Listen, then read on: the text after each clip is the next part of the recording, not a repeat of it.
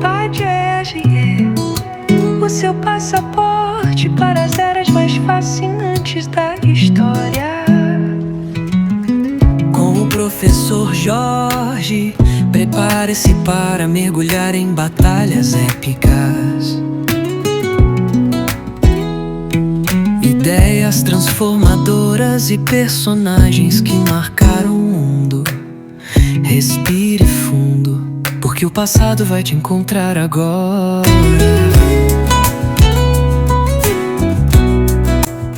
Olá, hoje a gente vai mergulhar num momento assim fundamental, a independência dos Estados Unidos. Temos um material didático bem completo aqui e a nossa ideia é entender, sabe, os fatores-chave que levaram aquelas 13 colônias inglesas a virarem uma nação. Exato. E é importante, né, perceber que não foi algo que aconteceu do dia para a noite. Foi um processo bem complexo, envolveu ideias novas, conflitos, interesses econômicos, tudo isso a gente vai explorar a partir das fontes. Legal. Então vamos começar lá do início. Por que os ingleses foram para a América? Lá nos séculos 17 e 18. As fontes mostram, assim, uma combinação, né?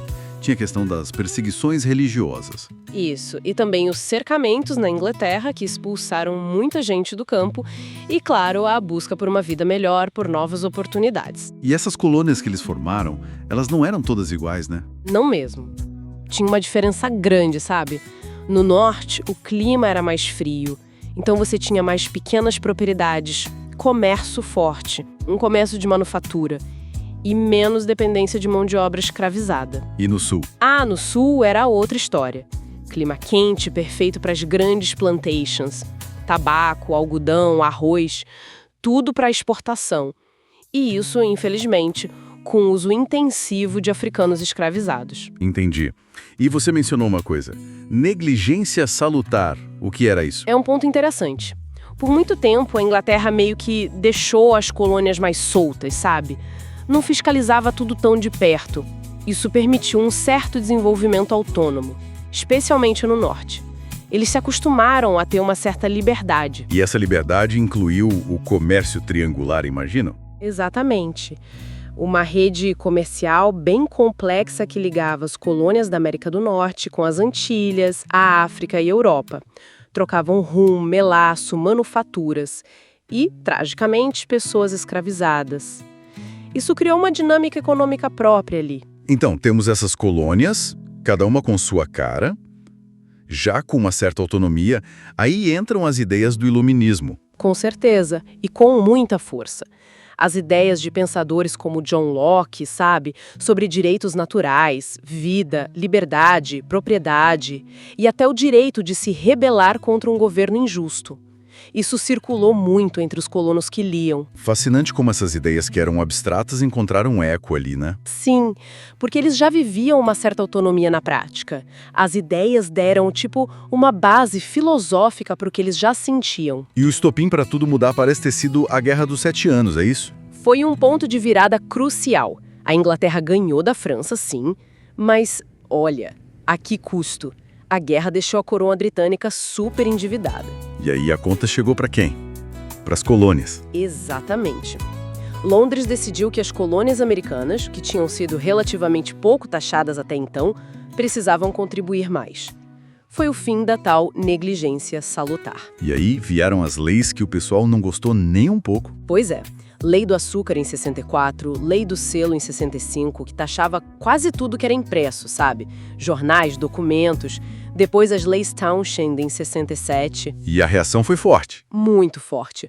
Porque os colonos estavam acostumados a decidir seus impostos localmente, nas suas assembleias. Aí veio o lema famoso: nenhuma taxação sem representação. Como poderiam ser taxados por um parlamento onde não tinham ninguém para representá-los? Faz sentido. Mas era só o princípio ou o dinheiro pesou também? Ah, com certeza foi uma mistura. Tinha a questão filosófica dos direitos, da representação, mas também tinha um impacto real no bolso, né? Essas taxas mexiam com o comércio, com a vida deles. Contrários aos interesses que tinham crescido naquele período de mais liberdade. E a tensão foi só aumentando. Foi. Boicotes aos produtos ingleses, protestos cada vez maiores. Até que explodiu o conflito armado. A guerra pela independência. E não deve ter sido fácil lutar contra a maior potência da época. De jeito nenhum. O exército britânico era experiente, bem treinado. Eles até contrataram mercenários alemães, os hessianos. Mas os colonos tinham a vantagem de conhecer o terreno, a determinação e tiveram ajuda externa. A França, né? Querendo se vingar da Inglaterra. Principalmente a França, sim, e a Espanha também deu apoio. A Batalha de Saratoga foi muito importante porque mostrou que os colonos podiam vencer e convenceu a França a entrar de vez na guerra ao lado deles. E no final, deu certo. O Tratado de Paris, em 1783, reconheceu a independência. E aí nasceram os Estados Unidos. Isso, primeiro com a Declaração de Independência, cheia daqueles ideais iluministas, e depois a Constituição, que foi bem inovadora para a época, criando uma república com separação de poderes, legislativo, executivo, judiciário. Um modelo novo, né? Mas você mencionou contradições. Sim, e são contradições importantes. A declaração dizia que todos os homens são criados iguais, mas a gente sabe que não era bem assim na prática. O direito ao voto ficou restrito, geralmente para homens brancos com propriedade. E a escravidão? A escravidão continuou firme e forte, especialmente no Sul. Quer dizer, a maior negação da liberdade foi mantida na fundação de um país que se dizia baseado na liberdade.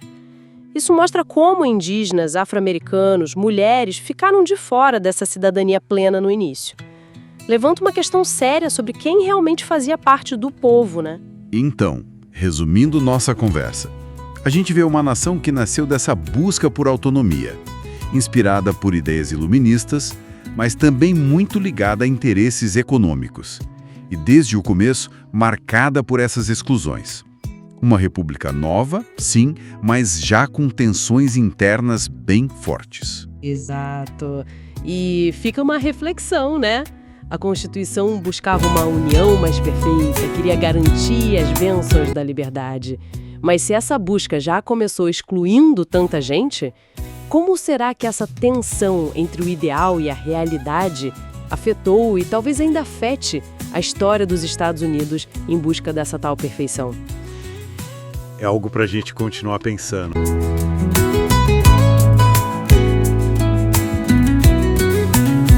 Pátio RG, onde a história ganha voz e sentido. Com o professor Jorge, cada episódio é uma viagem que desperta, ensina e transforma. E lembre-se sempre, cuida da sua vida, cuida da sua história. Até o próximo capítulo no tempo.